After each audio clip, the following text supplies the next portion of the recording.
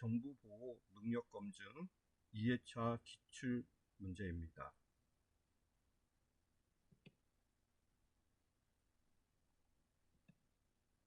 첫 번째 과목입니다.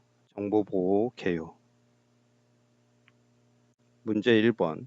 정보보호 3대 목적에 해당되지 않은 것은? CAA는 기밀성, 무결성, 가용성에 관련된 거죠. 답은 4번입니다. 신뢰성은 정보보호 3대 요소에 해당되지 않습니다. 문제 2번. 정보보호가 말하는 정보자산의 예로 보기 어려운 것은? 정보자산은 데이터베이스, 브랜드 이미지, 서버, 네트워크 장비, 조직의 유형, 무형, 모든 자원을 포함합니다. 그 관점에서 보게 되면 고객 데이터베이스, 기업의 평판, 브랜드 이미지, 서버 네트워크 장비. 4번, 사무실 화보는 정보 자산으로 볼 수가 없죠. 답은 4번입니다. 가로 안에 가장 적당한 단어를 찾으세요. 이렇게 되는데요. 정보가 인가되지 않은 자가 노출되지 않도록 보호하는 성질. 뭐죠? 기밀성입니다. 정보가 인가된 사용자 외에 정보의 자산의 변형, 파괴를 방지하는 속성은 무결성이고, 가용성은 서비스 사용자가 요청하는 시점에 서비스를 제공하는 속성은 가용성이죠.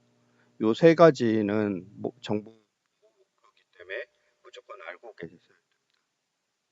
여기 추가된 게 책임 추적성은 보통 우리가 전자봉투에서 디지털 서명이나 이런 쪽에서 사용되는 성능입니다. 그래서 누가 해당 작업을 했는지를 책임을 추궁하기 위해서 만드는 게 디지털 서명과 전자봉투 같은 기능입니다. 문제 4번입니다. 기밀성, 무결성, 가용성 쯤에서 보면 기밀성은 컴플리케이션, 그래서 CAA의 관점이죠. 그래서 기밀성은 C고 무결성은 A고 가용성 A로 측면에서 보면 답은 1번이겠네요. 그래서 순서가 맞은 거를 찾으시오. 이렇게 문제가 더 나올 수도 있습니다. 그래서 영어로도 공부해야 되고 한글로도 알고 계셔야 됩니다. 문제 5번. 가로 안에 가장 알맞는 단어는? 네트워크 구간 사이의 정책에 따라 네트워크 트래픽을 허용 차단하는 보안 장비. 이거 1회차에도 했었는데 허용과 차단하는 거가 뭐였죠? 방어벽이었습니다. 그래서 해당 허용 차단에 관련된 거는 IP와 프로토콜 그리고 포트 정보가 같이 들어가죠. 그래서 답은 2번입니다. IPS는 뭐죠? 네트워크에서 공격을 탐지하는 겁니다. 차단 기능은 없어요. IDS는 탐지만 하는 거고, IPS는 탐지 후 차단까지 하는 게 IPS. VPN은 버추얼 가상 네트워크입니다. 그리고 프락시 서버는 네트워크의 서버가 성능이 안 날 때 캐시 서버 역할을 해줍니다. 그래서 성능이 잘 나올 수 있게 하는 거나 아니면 중간에 IP를 변조할 때 많이 씁니다. PGP의 설명 중 옳은 것은? 우측 하단에 보면 전자상거래 프로토콜은 SET이라고 해가지고 SET라고 하고, PGP는 이메일이랑 파일 암호화 전자서명 기능을 포함되는 이메일 서비스 프로토콜의 약자입니다. 그리고 웹 쿠키 암호화 방식은 웹 보호 서비스로 HTTP를 얘기하고, 무선 인증은 EAP라는 인증 방식을 씁니다. 그래서 IEEE 802.11i에 쓰는 대표적인 보안 인증 방식이고요. 이 관점에서 보면 1항은 전자서명 표준 프로토콜은 SET겠네요. 3번은 웹 브라우저 쿠킹 암호화 방식은 SHTTP, 그리고 무선 인터넷은 EAP 방식이고 답은 2번입니다. 자, 문제 7번입니다. 셋. 앞에서 했죠. 신용카드랑 전자결제 관련된 암호화 안전 보장을 위해서 만든 프로토콜이라고. 그러면 답은 1번이겠네요. 버추얼 가상 네트워크의 주된 기능, VPN에 관련된 거죠. VPN은 가상 네트워크를 쓰기 때문에 공중망을 사용합니다. 공중망은 우리가 아는 인터넷망을 공중망입니다. 인터넷망은 일반인이 사용하는 인터넷망을 사용해서 가상으로 된 전용 통신망을 구축하는 게 VPN의 주된 기능이고요. 왜 그 전용회선을 쓰는 게 훨씬 통신망을 쓰는 게 더 이용해도 되는데 왜 VPN을 사용하냐? VPN을 사용하게 되면 중간에 그 망의 암호화를이랑 터널링 기술을 이용하기 때문에 인터넷망을 사용하면서 비용 절감이 가능합니다. 기존의 전용 회선망을 하게 되면 회선비가 상당히 비싸기 때문에 요거를 그 똑같은 성능을 유지하면서 싸게 사용하기 위해서 나온 장비가 VPN입니다. 답은 3번입니다. 다음 중 방어벽의 주된 방식의 어려운 공격은 포트 기반 접근 차단 가능하죠. 그리고 내부 IP 스푸핑 방지 가능합니다. 4번 특정 IP 대역 차단 가능합니다. 그 방어벽 특징에 보게 되면 들어가는 게 뭐 있다고 했죠? IP, 포트, 프로토콜 요거죠. 그러면 그 관련된 건 다 받을 수 있습니다. 그러면 프로토콜 포트니까 1번 차단 가능했고 내부 IP도 가능했고 IP 대역대도 차단이 가능하겠네요. 근데 2번에 보면 허용 포트를 이용한 어플리케이션 레벨의 공격이라고 되는데 그 제가 1회차도 설명드린 것 같다시피 방어벽에서 보는 거는 그 패킷의 헤더만 봅니다. 패킷 헤더는 IP, 포트, 프로토콜만 보게 되어 있습니다.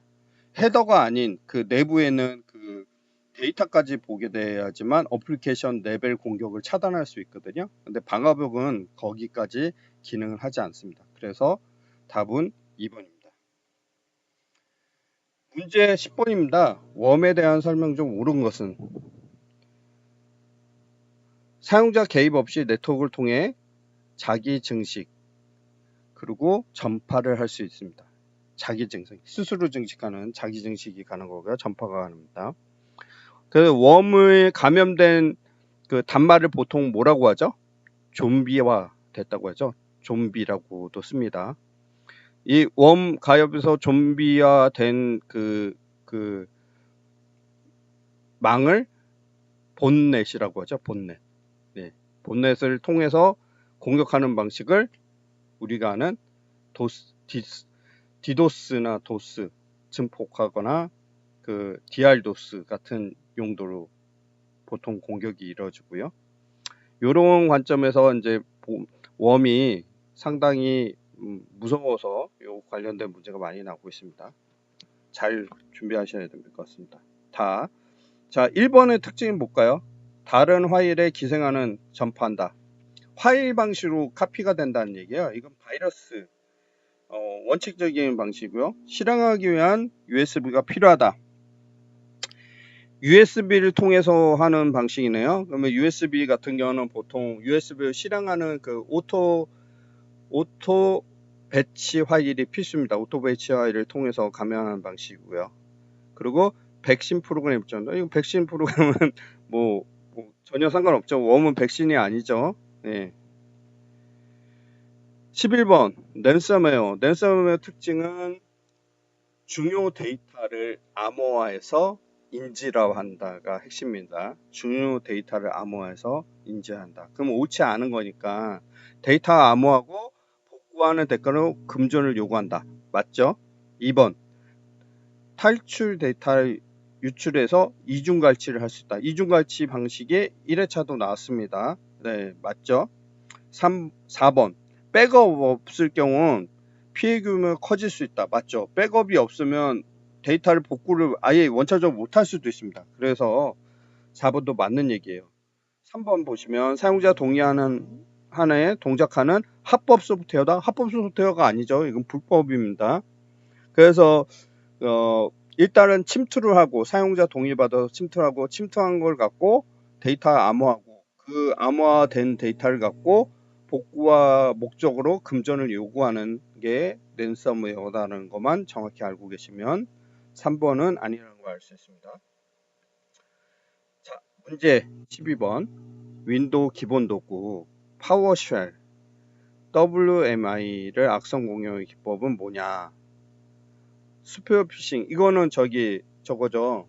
SNS랑 피싱 합친 거고, 큐싱은 QR 코드고, 세션 하이제킹 특정 세션에 돼 있는 인증을 우회하는 기법이죠. 전혀 상관없죠. 리빙 오브 랭스 공부 4번입니다. 파워쉘이랑 WS의 정상 시스템 도구를 악용하는 보안 프로토콜 탐지를 우회하는 공격 기법 중에 하나입니다. 그래서 알고 계셔야 될 것 같고요. 그 다음에 QR코드의 악성 코드, 아까 전에 시험 때 얘기했죠. QR코드를 이용해서 하는 그 금융 정보를 탈취하는 공격이 뭐라고 했죠? 큐싱이라고 했죠. 그래서 답은 3번입니다. 그래서 큐싱은 QR코드를 이용하고, 피싱은 이메일이나 메신저 같은 걸 이용해서 하는 거고, 피싱은 SNS 문자랑 피싱이 합친 게 스니핑이고, 그리고 파밍 뭐라고 했죠? DNS 호스트 파일을 변조하는 방식이라고 했습니다. 그것만 정확히 알고 계시면 문제를 쉽게 풀 수 있습니다. 자, 14번 사회공학 기법의 예시 중 가장 적절한 것은, 사회공학 기법은 뭐예요? 인간의 심리 약점, 그러니까 인간의 관계를 통해서 사칭해서 정보를 얻어내는 거죠. 그래서 1번은 그 포토 스캔 아니고, 3번은 네트워크 트래픽 암호화도 아니고, 방어벽 정책도 아니죠. 2번 보시면 은행과 공공기관 사칭해서 이메일이랑 문자를 전송한다. 이게 맞겠죠. 그래서 2번입니다. 문제 15번을 보게 되면 가론에 들어가는 알맞은 단어를 선정하시오. 그래서 문서, 이미지, 음성, 디지털 콘텐츠 내부에 정보를 숨겨놓은 전송하는 기술로 워터마키, 은닉 통신을 활용하는 방식으로 쓴다. 이거는 외우셔야 돼요. 이미지와 음원 같은데 숨겨진 형태로 하는 방식으로 하는 게 스테가노그래피라고 합니다. 스테가노그래피.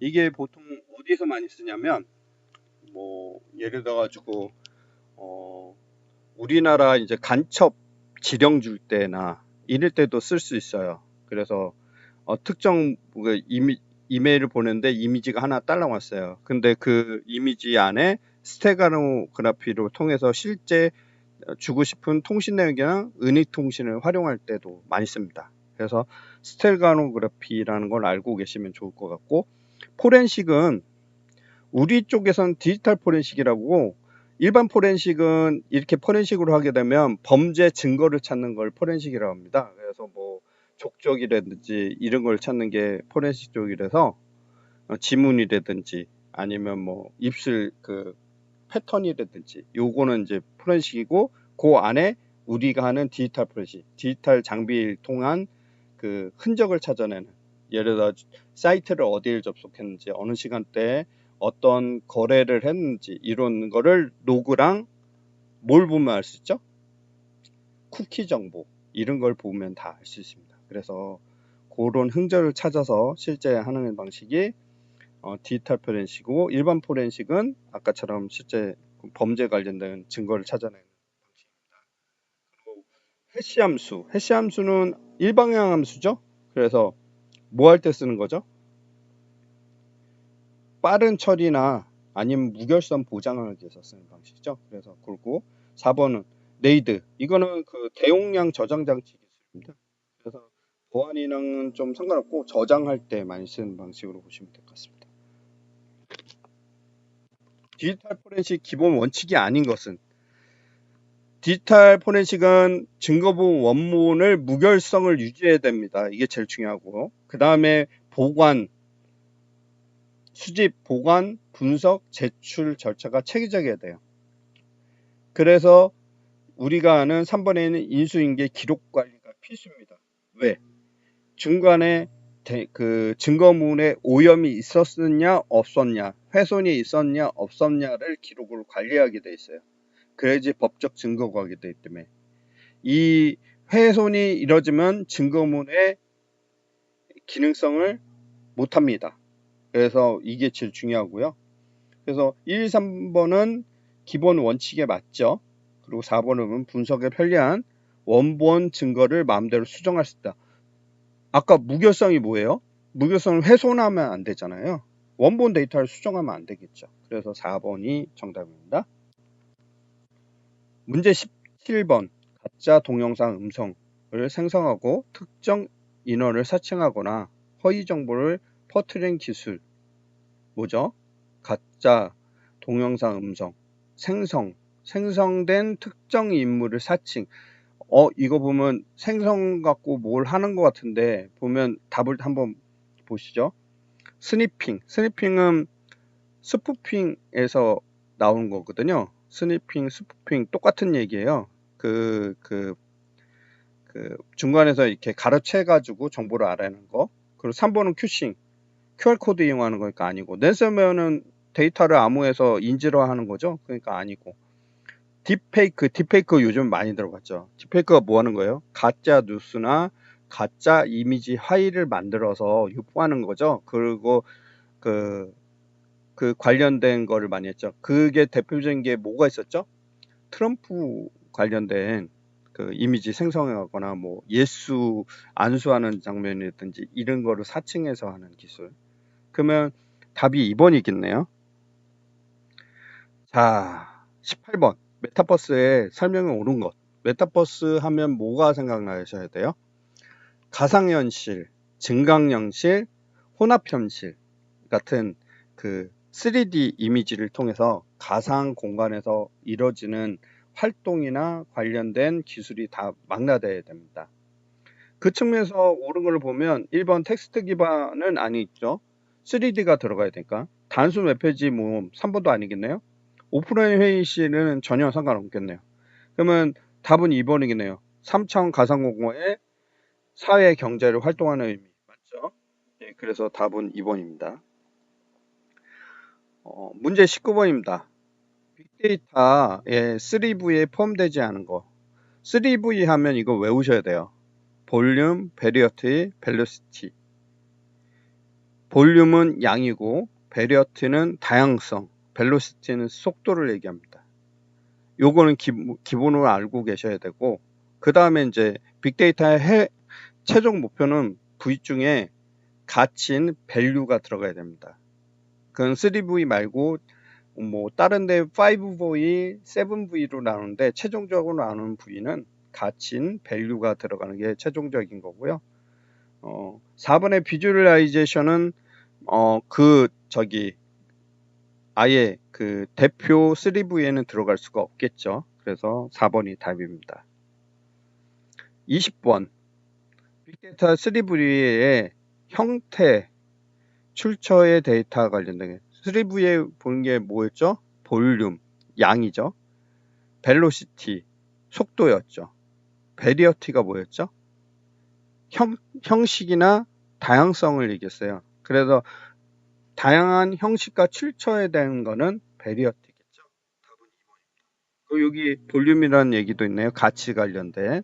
그래서 우측 하단에 관련된 걸 좀 설명을 해놨으니까 참조해서 공부하시면 될 것 같습니다.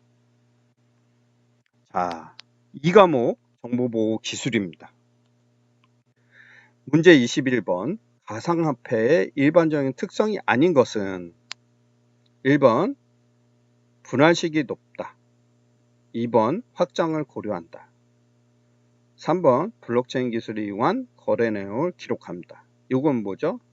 거래 내용이니까 가상화폐에 관련된 거나 이런 거래 내용 관련된 거는 이제 화폐 기능은 아니지만 그 스마트 컨트랙트 관련된 결제나 이런 관련된 것도 남길 수 있고, 확장도 고려했죠. 분할성도 있습니다. 4번 항상 법정 화폐로 보장된다. 가상화폐는 아직 법정 화폐가 아닙니다. 그래서 그 4번이 답이고요. 가상화폐의 기술은 블록체인 기술을 기반으로 해서 거래 내용을 분할이나 확장하는 특징을 가지고 있는 게 맞고요. 법적 특정 국가에서 화폐로 가치를 보장하고 있는 데는 아직 정식적으로 있긴 있는데 이 항상이라는 단어 때문에 안 되고 있습니다. 전체 항상이라는 건 모든 국가가 다 법정 화폐로 인정되는 거잖아요. 예. 그래서 4번이 답입니다. 22번 디지털 지갑의 설명이 옳은 것은 디지털 자산을 분석, 관리, 서명을 사용되는 소프트웨어나 하드웨어를 얘기합니다. 디지털 지갑이라고 하면 디지털 세상에서 뭐 자산을 저장하는 것처럼 보이잖아요. 예, 맞습니다. 그러면 이 목적은 뭐냐면 암호 자산, 우리가 디지털 자산이나 인증 정보를 저장하고 관리하는 도구라고 보시면 되고요. 이 방식은 두 가지가 있어요. 소프트웨어 방식이랑 하드웨어 방식으로 있고요. 그거에 따라 이제 좀 나눠집니다. 그래서 디지털 지갑의 설명 옳은 것은 1번이고 2번 하드디스크 포맷은 뭐 하는 거죠? 초기화하는 거죠. 다시 쓰기 위해서 하드디스크를 재구성하기 위해서 아예 빈 상태로 다시 만드는 거, 공장 초기화 형식으로 만드는 게 하드디스크 포맷이고, 그 다음에 네트워크 스니핑이 대표적인 툴이 뭐죠? 와이어샤크입니다. 와이어샤크를 통해서 뭘 보는 거예요? 네트워크에 돌아다니는 패킷을 보고 그걸 분석하기 위해서 만든 겁니다. 이거를 악용하면 뭐가 가능하죠? 정보를 획득해서 도청이 가능하겠죠. 예, 그런 역할을 할 때 또 사용합니다. 백업 도구, 그 데이터를 저장시키기 위해서 다른 데 한 군데에 더 복사본을 만드는 게 백업 도구겠죠. 문제 23번 NFT에 관련된 보안 위협으로 보기 어려운 것은 뭐가 있죠? NFT 마켓상의 지역 탈취, 스마트 컨트랙트 취약점, 아까 얘기했죠. 스마트 컨트랙트 계약에 관련된 거고, NFT 기록 위조 변조. 1번부터 3번은 블록체인에 관련된 NFT에 관련된 보안 위협점이 맞고요. 4번 하드디스크의 물리적 손상을 위한 배드 섹터. 이거는 하드디스크 관련된 물리적 손상이면 하드디스크를 물리적으로 이제 타격을 했다든가 이걸 해서 배드 섹터를 증가가 되면 무슨 문제가 생기죠? 그 데이터를 훼손을 시킬 목적으로 일부러 배드 섹터를 만드는 행위잖아요. 그런 거니까 문제가 해당 문제의 답은 아닙니다. 24번 네트워크 공격 대응 방안에 보기가 적절치 않은 것은 IDS나 IPS 도입, 방어벽, 네트워크 세그멘션, 망분리랑 망분할, 그리고 계정을 최소화해서 모니터링하는 거. 요거 관련된 건 다 보안에 관련된 거고. 4번 모든 트래픽을 하여 장애를 감소한다. 다 허용하게 되면 공격이 들어올 때 어떻게 대응할 수 있을까요? 할 수가 없습니다. 그렇게 되면 보안 장비가 세팅이 안 돼 있기 때문에 공격 들어올 때 그 노그가 엄청 많이 증가가 되거든요. 그 트래픽을 다 분석해야 되는데 분석하는 대상의 노그가 많아지면 대응하는 공격에 대한 대응하는 시간도 많이 걸리기 때문에 실제 장애가 감소가 되는 게 아니고 장애 시간이 길어집니다. 그래서 4번은 말이 안 되는 답입니다. 예. 문제 25번 멀티모달 AI의 특징, 가장 적절한 것은 멀티모달은 뭔가요? 이미지, 음성, 영상 여러 가지 유형의 데이터를 동시 처리하는 방식입니다. 그래서 이 관점에서 보게 되면 문제 3번이 맞겠네요. 답은 3번입니다. 문제 25번, 26번 인공지능 공격 입력 데이터에 미세 노이즈 섞여 잘못된 결과를 유도하는 기법. 이거 저거잖아요. 미세 번영을 해서 오판하게 만드는 거. 적대적 공격이죠. 네. 그래서 인공지능 공격 중에 하나입니다. 랜섬은 아까 있고요. 데이터 문값 받는 거고 피싱도 했습니다. 그리고 SQL 인젝션 이교차했죠. 그 쿼리문에 그 입력값을 그 참으로 만들어서 어떻게 해요? 경로 위에나 아니면 권한을 획득할 목적으로 하는 게 SQL 인젝션이죠. 그래서 답은 1번입니다. 문제 27번. 인공지능 기술의 특징, 일반적인 언급된 거랑 거리가 먼 것은 뭐죠? 합습 능력, 자율성, 패턴인식. 이거는 인공지능 특징이 맞아요. 완전한 오류가 없다. 이거는 아닌 것 같습니다. 인공지능이 나온 게 오류가 없을 수가 없죠. 잘못된 결과가 나온 경우도 있잖아요. 하리스라고 해가지고 아니면 편향된 경강으로 나오는 경우도 있고, 그게 존재하기 때문에 인공지능을 사용해도 우리가 뭐를 봐야죠? 검증을 꼭 해야 되잖아요. 그래서 답은 4번입니다. 문제 28번. AI 윤리의 중요성, 다른 원칙이 아닌 것은? AI 윤리에서는 공정성, 투명성, 책임성이 핵심입니다. 그래서 공정, 투명, 책임이 꼭 들어가야 되고요. 그리고 공경 성능의 극대화, 이건 부정적으로 사용하는 거죠. 윤리랑은 전혀 관련 없네요. AI가 긍정적이나 부정적으로 사용할 수 있는 두 가지가 있어요. 공격할 때 사용할 수 있고 방어할 때도 사용할 수 있다고 했잖아요. 그러면 공격 성경에 극대화하면 이거는 윤리가 아니고 악의적인 목적을 사용하는 거기 때문에 다루는 윤리적 원칙이랑 전혀 상반되는 원칙인 것 같습니다. 문제 29번. 가로 안에 가장 알맞는 형태는 정보의 사용자 인터넷 사용 기록, 구매 이력, 앱의 이력의 형태, 개인의 성향과 취향, 관심사를 분석하는 정보를 의미한다. 위치는 아닌 것 같고, 민감이면 뭐 의료나 그 개인사에 관련된 게 아니고 통신 비밀도 아닌 것 같습니다. 구매 이력이니까 행태는 맞겠네요. 어떤 형태로 그 인터넷을 구매 이력 같은 거나 앱의 이용 형태, 이거 보통 뭐 갖고 하죠? 쿠킹 정보 갖고 하죠. 그리고 웹사이트 주소가 입력된 그 기록, 흔적 갖고 많이 볼 수가 있습니다. 그리고 개인의 성향과 취향, 사이트 같은 거 어떤 사이트를 보는지에 따라 이 사람의 주로 이제 시간을 보내는 것 같은 걸 다 취향을 볼 수가 있으니까 형태를 보면 되는 거죠. 예, 그래서 답은 2번입니다. 문제 30번. 정보자산의 정의에 가장 적절한 것은?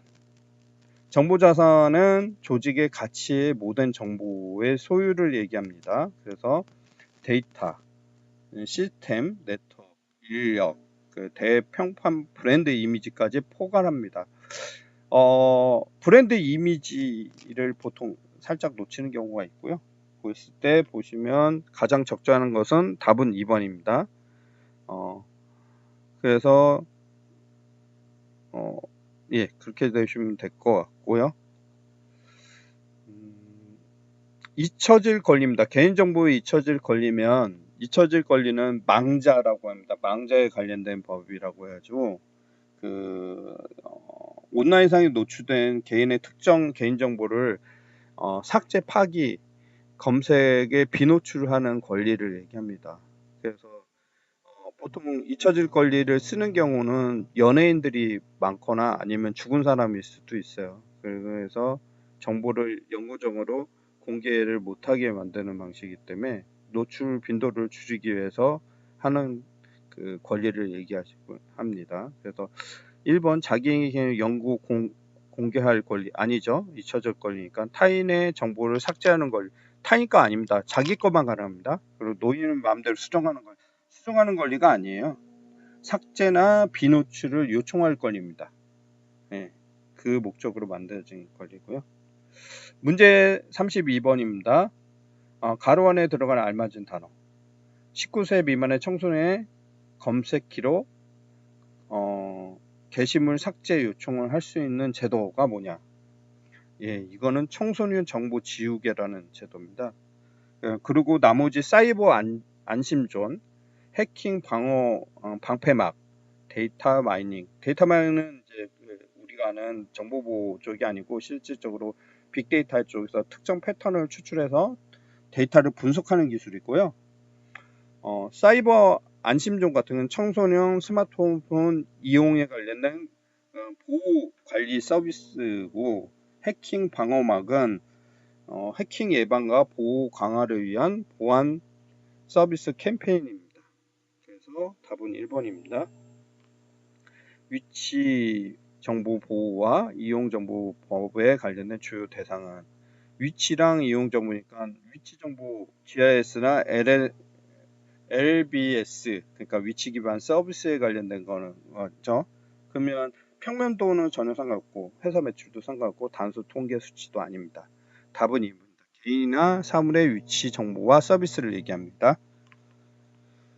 문제 32번 형태 정보의 예가 가장 적절한 것. 형태 정보는 우리 아까 행태라고 행위에 관련된 웹사이트 방문 기록 그리고 무슨 사용 패턴 같은 거죠. 그러다 보니까 그 관점에서 보게 되면 답은 3번입니다. 정보 서비스 제공자 ISMSP 인증 의무 대상이 될 수 있는 옳은 조건은 정보 시스템 이용자가 극히 적은 개인 블로그 아니죠. 3번에 정보 시스템 이용자가 적은 소규모 동호회 아닙니다. 4번 사내 동호회 게시판 아닙니다. 2번 보시면 일정 규모의 정보통신 서비스를 제공하는 관련 기관들이고요. 더 깊게 보면 주요 정보 사업자 ISP 인터넷 서비스 프로바이더 약자죠. 그거를 제공하는 거나 직접 정보 통신 서비스 사업자 인터넷 데이터 센터의 약자는 IDC의 전년 매출이 100억 이상 됐을 때는 의무 대상이 됩니다. 그리고 재학생 기준에 충족되는 상급 종합병원이나 대학교는 ISMS나 ISMSP가 의무 대상이 됩니다. P가 된다고 하면 뭐 개인정보가 100만 건이 넘어가면 이제 P까지 받아야겠죠. 그거도 이제 기준이 있어요. 그 기준에 맞춰서 의무 대상이 되는지 안 되는지가 나올 수 있습니다. 문제 36번 ISMSP에 다루는 범위의 가장 적절한 설명. 정보 보호만 다룬다. 아니죠. 개인정보만 다룬다. 아닙니다. 정보보호와 개인정보 통합한 인증이라고 했죠. 그래서 답은 3번이고요. 경영정보 인증도 아니겠네요.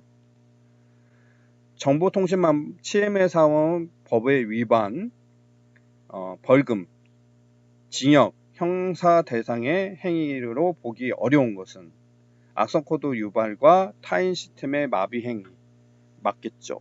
그리고 타인의 IP 도용하는 서비스에서 무단 접속하는 행위 맞고 시스템 취약점을 무단으로 탈취하는 침입하는 행위 이것도 맞을 것 같습니다.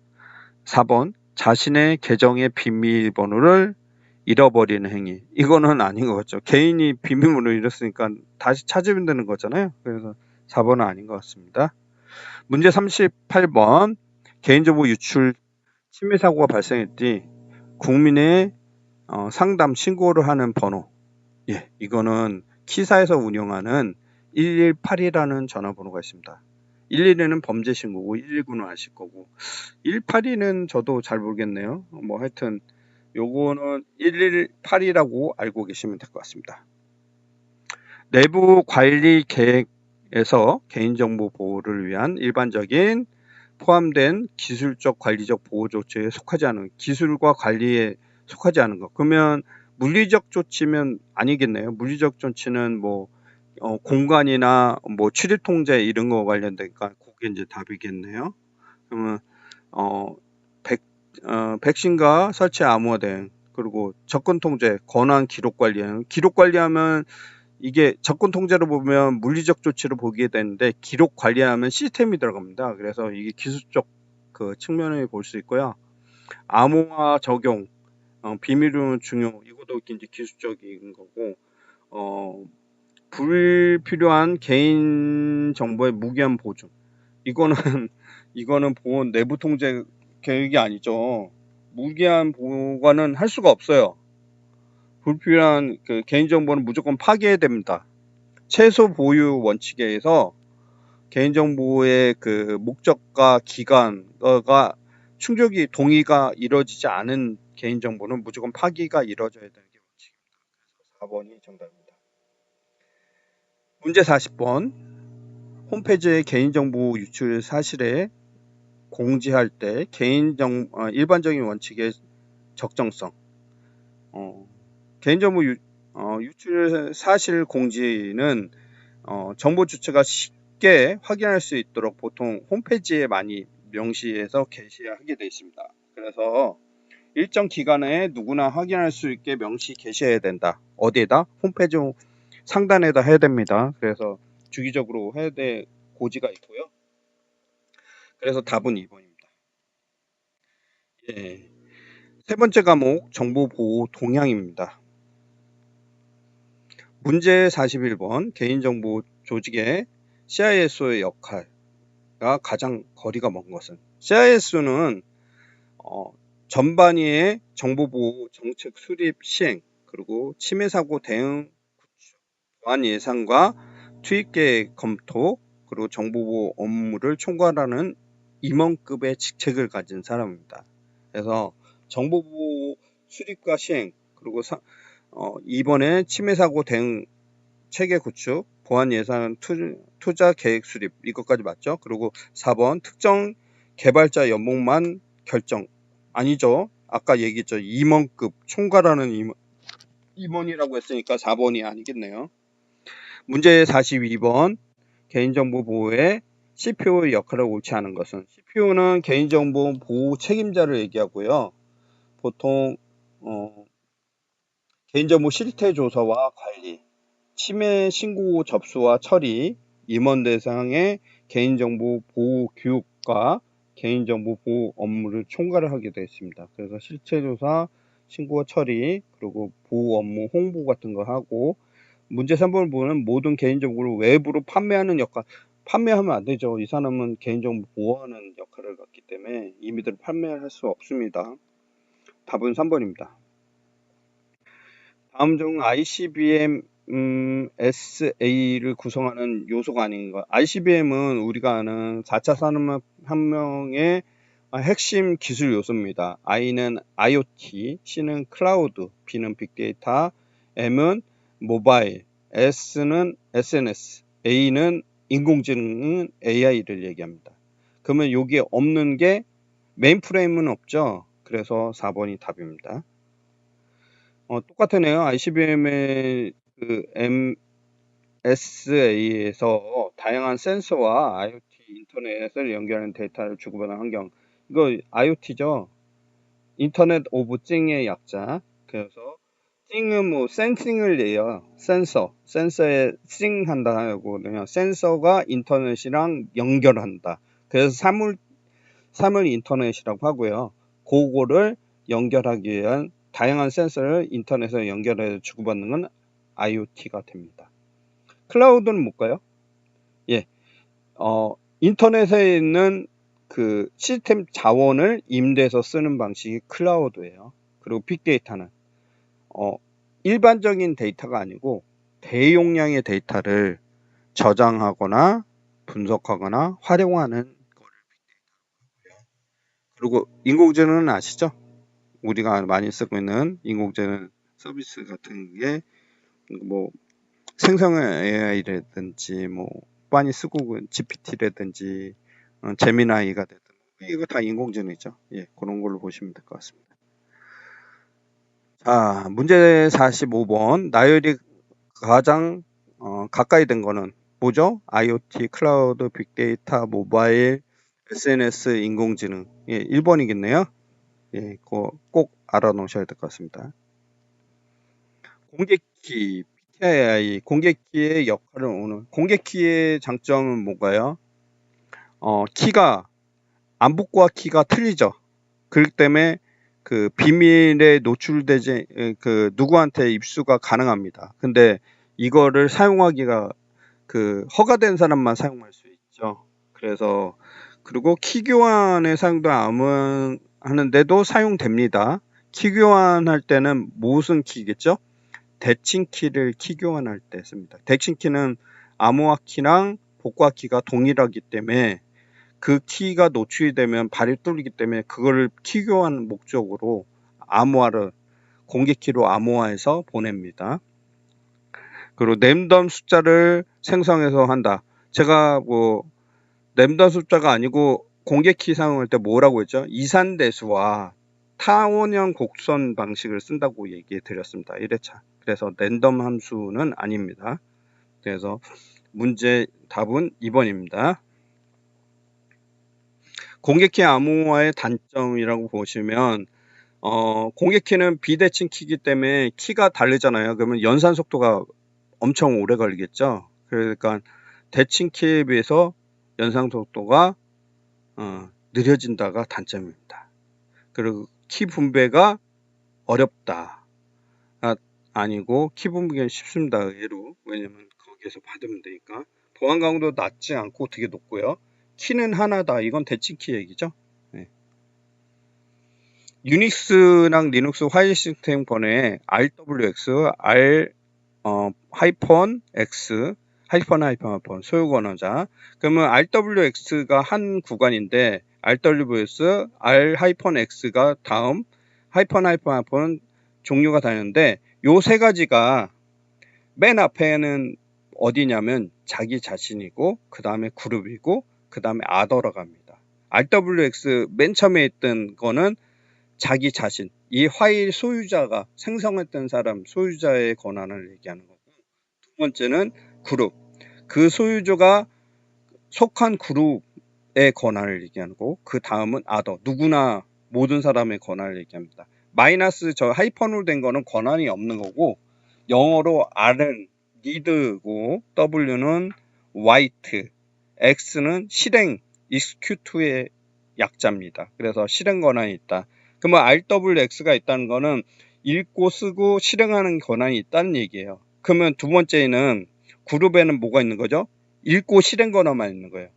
writing, 쓰는 권한이 없는 거고, other, 모든 사용자는 뭐예요? 마이너스니까 아예 없다는 얘기예요. 읽고 쓰기 권한이 아예 없다는 거예요. 그러면 소유자가 뭐라고 했어요? 어떤 권한이냐? 읽고 쓰기 실행 권한이 있다는 얘기겠죠. 예. 우측 하단에 보게 되면 RWS 포기법이랑 숫자로 표현하는 법이 있습니다. 숫자는 보통 RWX의 합을 숫자로 보여주는데 R은 보통 4를 얘기하고 W는 2고 X는 1입니다. 그래서 4, 2, 1 합치면 어떻게 되죠? 7이 되죠. 그래서 7, 다음도 RWX 7이죠. 위에도 보면 7로 돼 있어요. 그러면 모든 사용자 other가 7, need, write, 실행 권한이 다 있고 그룹도 다 있고 사용자도 생성자도 다 있는 게 777 권한인 거고, 그 밑에를 보게 되면 생성자는 모든 권한, 그룹과 일반 사용자는 뭐예요? need와 실행 권한만 있는 거죠. 755가 되는 거예요. 이런 형식으로 줄 수가 있습니다. 그래서 이런 형식으로 그 권한을 줄 때 리눅스나 유닉스에서는 chmod라는 그 명령어를 통해서 숫자 형식으로 파일에나 폴더에 권한을 줄 수 있습니다. 유닉스나 리눅스의 RWX 의미를 순서대로면 need, write, execute의 약자죠. 그러면 need는 뭐예요? 읽기, 쓰기, 실행의 권한이다. 맞죠? 답은 1번입니다. 자, 리눅스가 유닉스에 아까 얘기했죠. 생성자, 자기가 만든 소유자, 그 다음에 그룹, 그 다음에 other의 권한을 부여한다. 그래서 팔진수로 부여한다. 그랬죠? 모든 권한을 부여하는 건 뭐였어요? 아까? 777이었죠? 그래서 답은 4번입니다. 모의 해킹을 수행할 때 가장 먼저 할 것은 대상 시스템 관리자를 알리지 않고 비밀리에 진행한다? 가장 먼저 알려야 됩니다. 공격이 들어가는 거를 알려야지 그게 실제 공격인지 모의 해킹인지 찾을 수 있잖아요. 그래서 그거를 알 수 있고요. 그리고 사전 승인을 받아야 됩니다. 그렇지 않고 진행하게 되면 공격으로 보고 차단을 하기 때문에 해킹에 관련된 모의 해킹의 실효성을 찾을 수가 없기 때문에 미리 비밀리에 하는 게 아니고 미리 사전 협의한 다음에 진행하게 되어 있습니다. 문제 52번 해킹 예방에 대한 일반 수칙을 보기 어려운 것은 회사 계정을 공유하거나 책임 추정, 접근 통제 약화시키는 목적으로 사는 거는 해킹 예방의 일반 수칙을 볼 수가 없습니다. 그래서 회사 계정은 가족이랑 친구한테 공유한다. 이거는 문제가 돼요. 그래서 계정은 1인 1계정이 원칙입니다. 1인 1계정. 그래서 계정을 여러분이 사용하면 위험성이 높아지기 때문에 안 쓰는 게 좋아요. 그리고 최신 패치해야 되고 복잡한 비밀번호 다중인증. 다중인증은 2개 이상의 인증을 얘기하는 거예요. 뭐 OTP가 되든 생체 지문 정보가 되든 같이 인증을 복수 인증을 해주는 거를 다중인증을 하는 거고, 의심스러운 링크나 파일은 자제한다. 링크 같은 건 피싱이나 이런 걸 예방하기 위해서 쓰죠. 그래서 그거는 무조건 연결하면 안 됩니다. 네트워크 스니핑에서 어렵게 만드는 가장 효과적인 기술. 예, 스니핑 여기 우측 하단에 보면 스니핑이 중간자 이렇게 하는 건데, 스니핑 할 수 있는 거는 뭐냐면 패킷을 받아서 평문으로 보내면, 평문 그러니까 일반화된 그냥 문자로 보내면 중간에 패킷만 봐도 무슨 내용을 보내고 있는지 다 알 수 있어요. 그러면 일반 평문은 HTTP를 사용하면 어떻게 돼요? 다 보이겠죠. 허브 사용 볼 수 있겠죠. 공유 계정 사용. 그럼 공유 계정 갖고 그 공유 패스워드도 알겠네요. 예, 다 볼 수 있습니다. 그런데 패킷을 암호화하면 어떻게 될까요? 바꾼 거잖아요. 암호화가 됐기 때문에. 복구하는 키가 있든가 뭐가 있지 않은 이상은 평문을 볼 수가 없겠죠. 그래서 답은 2번입니다. 안티 스니핑 기능을 갖춘 네트워크 카드의 주된 목적. 스니핑을 방지하는 카드의 주된 목적이 뭘까요? 중간에 패킷을 가로채기 어렵게 하는 거잖아요. 그 목적이 안티 스누핑의 목적이니까. 그쵸? 답이 2번이 있네 벌써. 가로채기 어렵게 하는 거. 그쵸? 맞습니다. 그리고 1번 네트워크 속도는 항상을 위해서. 이거는 이거 형식을 한다면 서버에서는 뭐 프락시나 이런 거 서버를 이용하면 될 것 같고, 무조건 모든 네트워크를 차단한다? 이건 말도 안 되는 거고요. 실질적으로 저렇게 되면 서비스 하는데 되게 힘듭니다. 그 IP 주소를 자동으로 바꿔준다. 이거는 DHCP를 얘기하죠. IP 주소를 자동으로 바꾸는 기술이 DHCP를 얘기합니다. 랜섬웨어 대응 방안에 가장 적절하지 않은 것은 감염 후 공격자의 즉시 돈을 보낸다.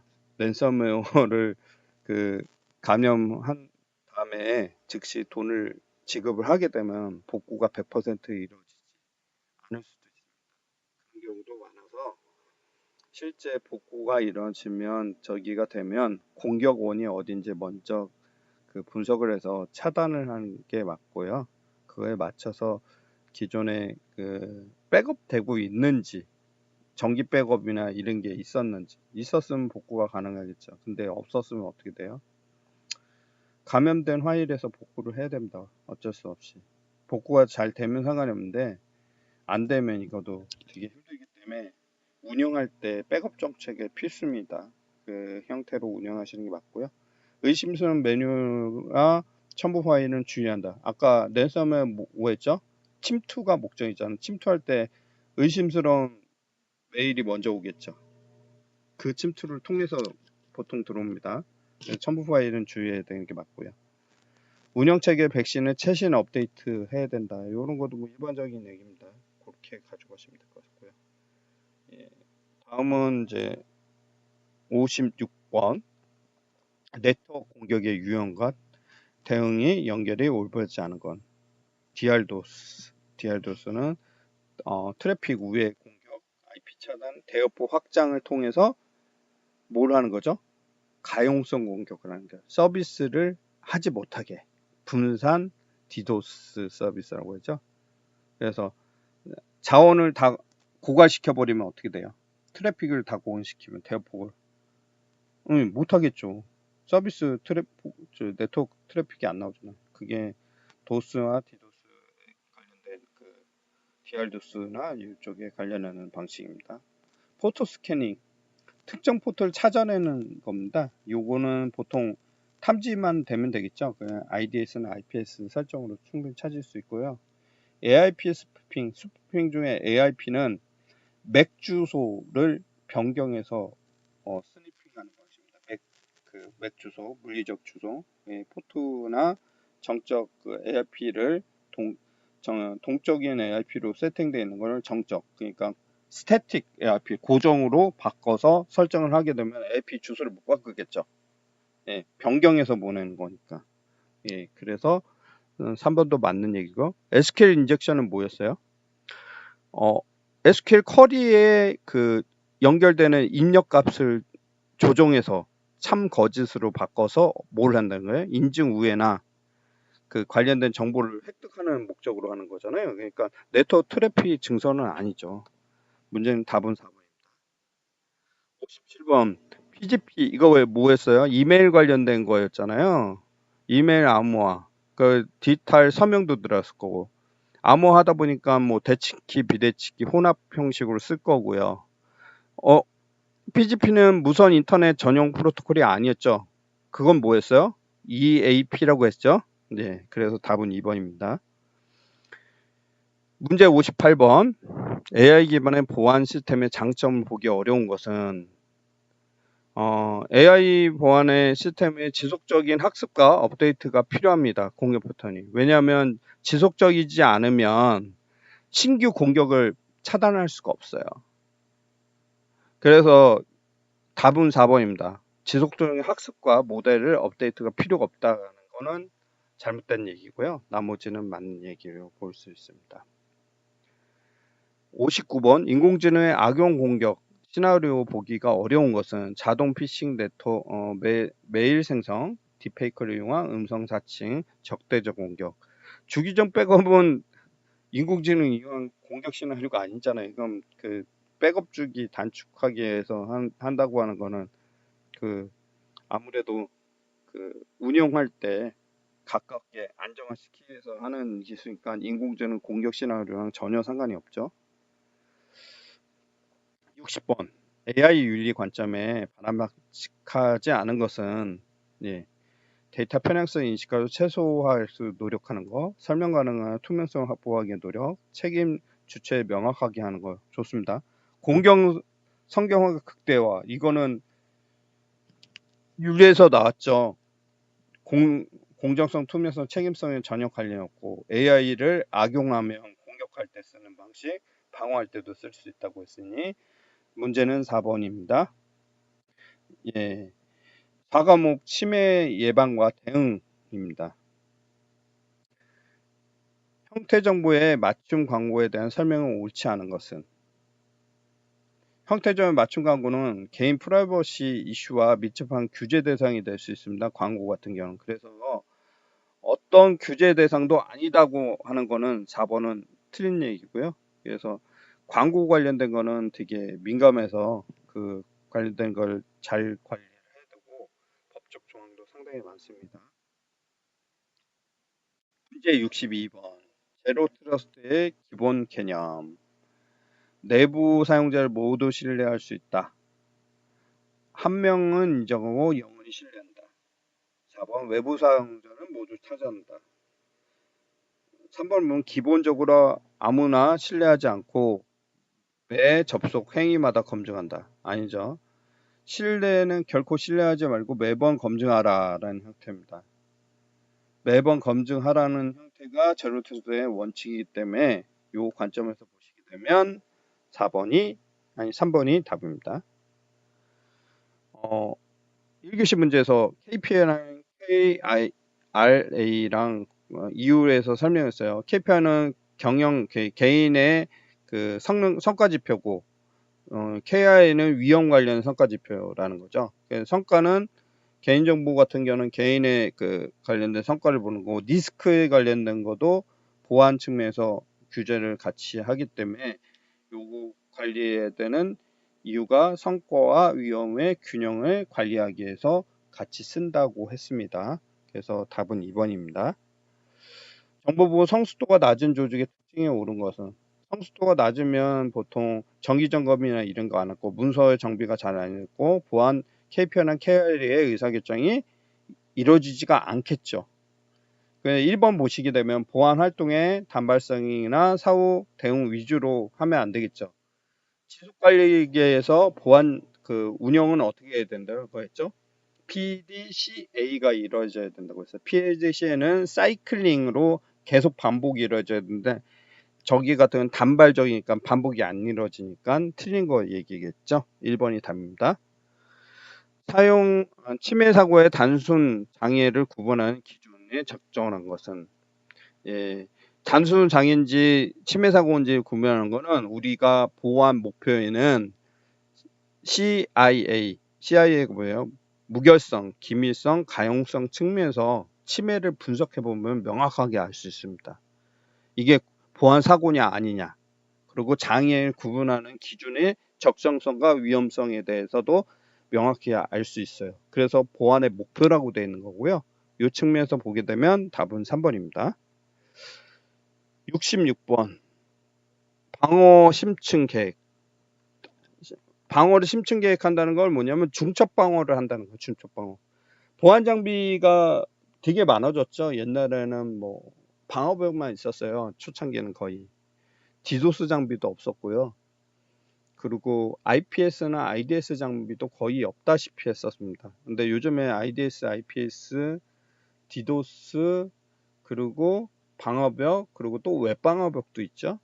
그거 말고 이제 내부에서 외부로는 DLP나, 그리고 내부 관리자 네트워크 관리는 락이라든지 뭐 이런 보안 장비가 심층적으로 더 다층화로 계층이 됩니다. 왜냐면 방어벽은 어플리케이션 그 헤더만 보고 내부에는 그 데이터는 실제로 검토를 안 하잖아요. 그거를 검토하기 위해서 할 수 있는 게 뭐예요? 웹방어벽 같은 장비를 심층적으로 다층적으로 방어하기 위해서 만든 겁니다. 그래서 하나의 강력한 수단으로 적용된다. 아니겠죠. 여러 계층으로 중첩 방어와 통제한다.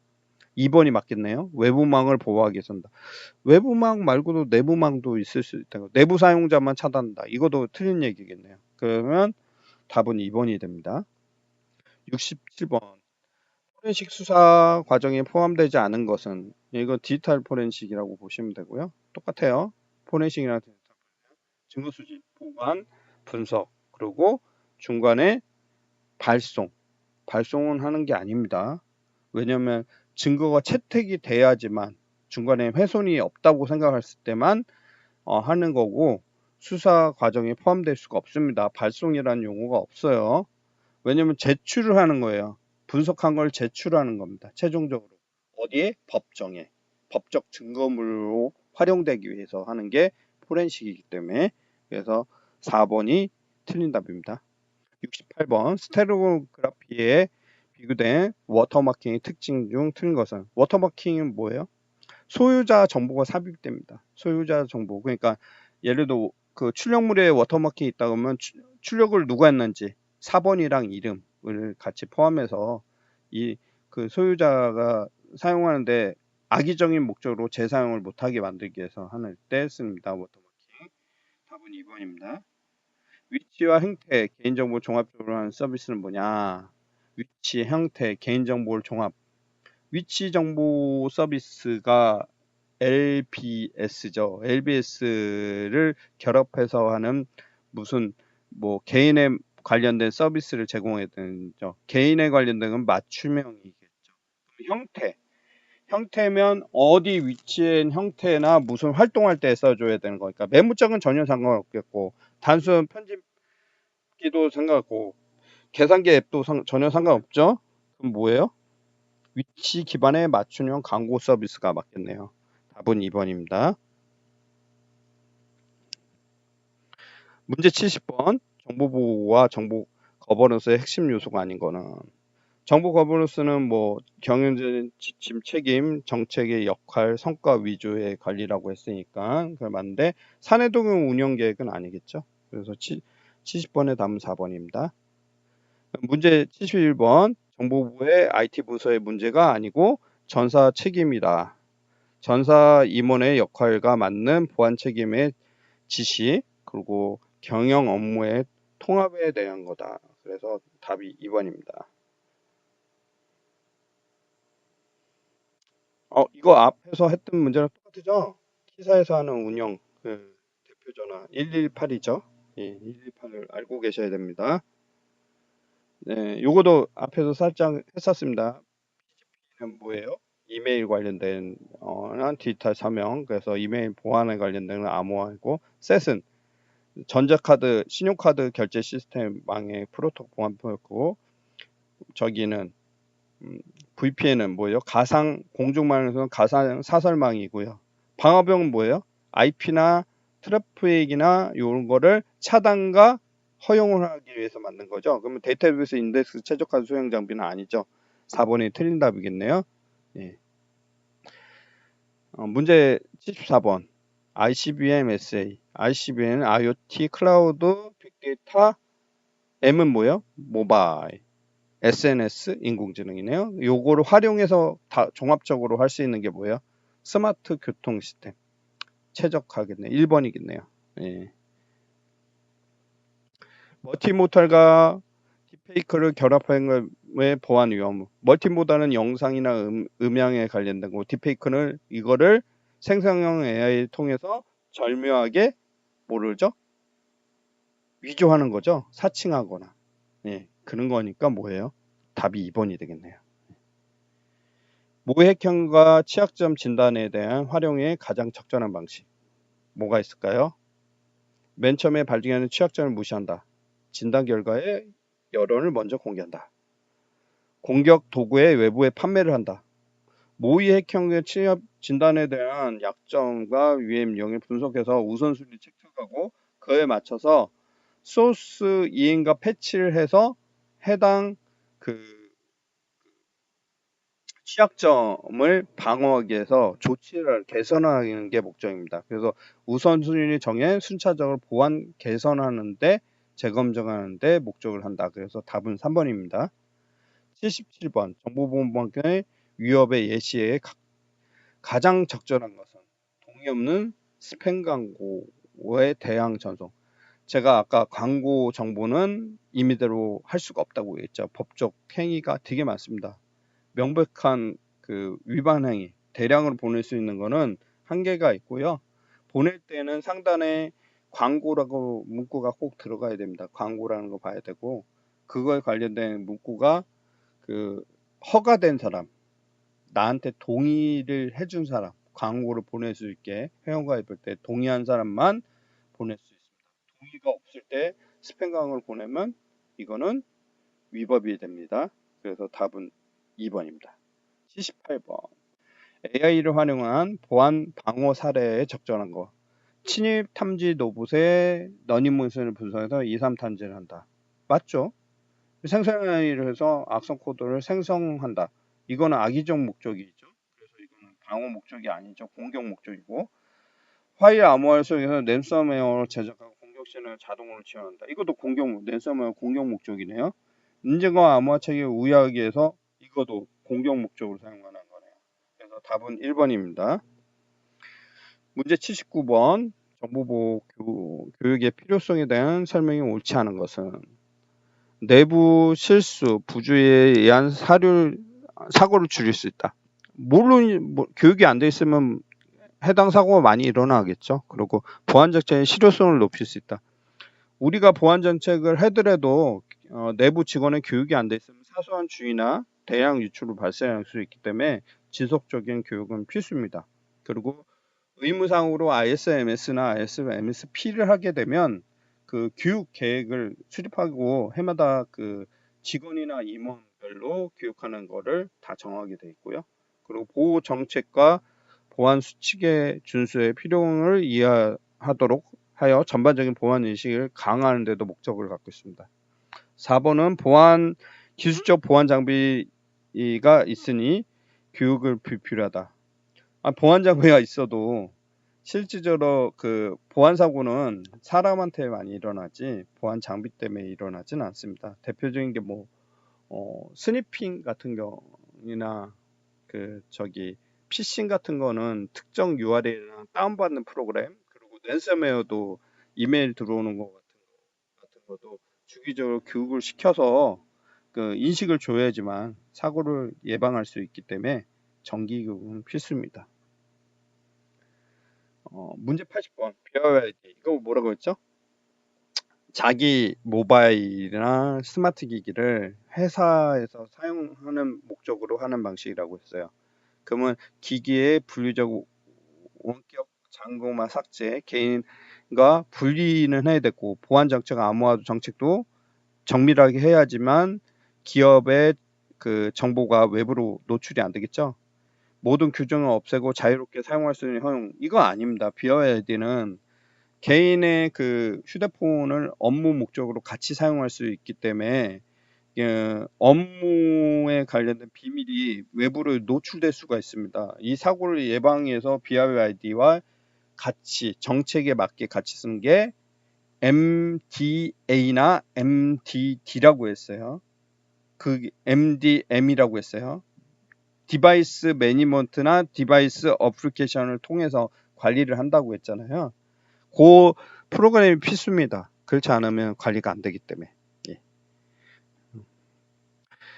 과목 정보보호 물리 다섯 번째 과목입니다. 위험 수용에 관련 대표적인 예시를 전합니다. 아까도 살짝 얘기했던 매우 적고 통제 비용이 과도하게 클 때는 수용을 하는 게 낫다고 얘기했습니다. 그래서 위험 수용에 대한 상황에 적절한 걸 보시면 될 것 같고요. 정보보호의 위험 평가 목적에 가장 잘 설명한 건 뭐냐? 브랜드 장비 브랜드를 결정을 위해서 아니죠.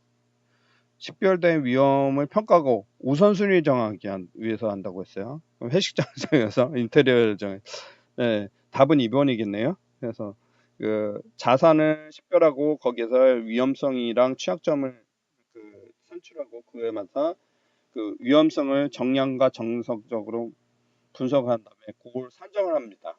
위험 정도의 영향도랑 발생 빈도를 갖고 산정을 하고 그거에 따라 우선순위를 정하게 되어 있습니다.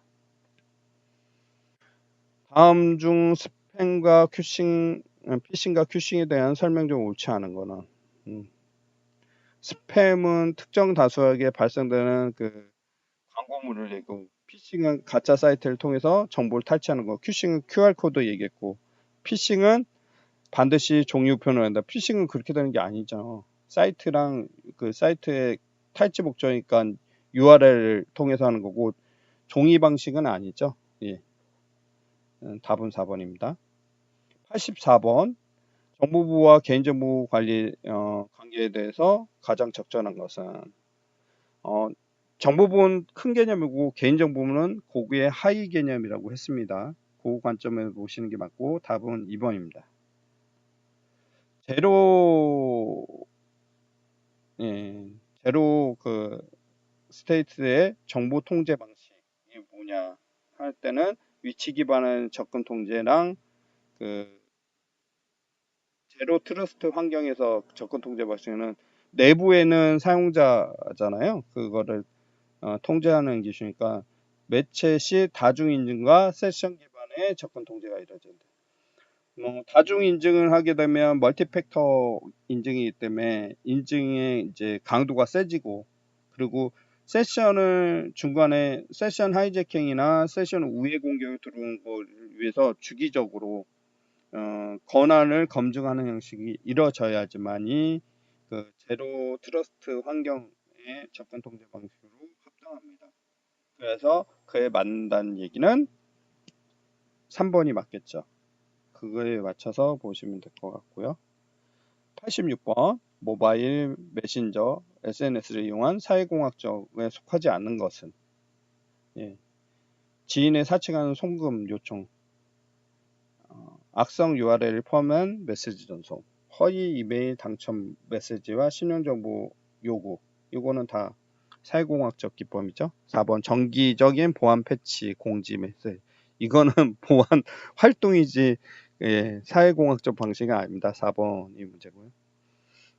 제로데이 취약점에 대한 가장 적절한 것은 제로데이 어택은 뭐냐면 방어하기 어려운 위험도를 APT 공격을 통해서 자주 사용하는 방식인데 패치 취약점이 발견된 소프트웨어나 하드웨어 취약점을 이용해서 하는 공격입니다. 그러면 패치가 나오기 전까지는 취약점이 있을 거 아니에요. 그걸 갖고 공격하는 방식입니다. 이미 공개된 패치가 안 된 상태의 공격을 악용하는 취약점 공격. 2번이겠네요. 예, 그래서 그 제로데이 어택이 그거고요. 88번 문제 개인정보 유출 사고 발생 시 조직이 해야 할 일과 거리가 먼 것은 추가 피해 확산 방지 조치해야 될 거고 관계기관의 신고랑 정부 주체의 통제를 해야 되고 재발 방지 대책 수립해야 됩니다. 1번부터 3번까지 맞고요. 관련 기록 모두 삭제 증거를 없앤다. 이건 문제 생기겠죠. 법적 문제가 생깁니다. 저런 거는. 그래서 답은 4번입니다. 89번 정부 보고 투자의 타당성에 대한 설명이 적절치 않은 거는 잠재된 비용을 감소시킬 수 있고요. 브랜드 이미지 신생하고 규정 과징금 리스크 감소하고 단발적인 개발 인적 지원을 초래할 수 있다. 이건 말도 안 되는 거죠. 이거는 사실 1번부터 3번까지 게 정부 투자의 타당성이 있는 거고 그리고 계속 이걸 하면서 뭐가 생기죠? 보안의 그 보안 사고가 발생될 확률을 계속 줄일 수 있죠. 예, 그래서 투자는 적정하게 이루어져야 됩니다. 90번 마지막 문제입니다. 정보보호 추진할 때 가장 올바른 인식은 보안은 비용일 뿐, 보안은 IT 부서만 업무다.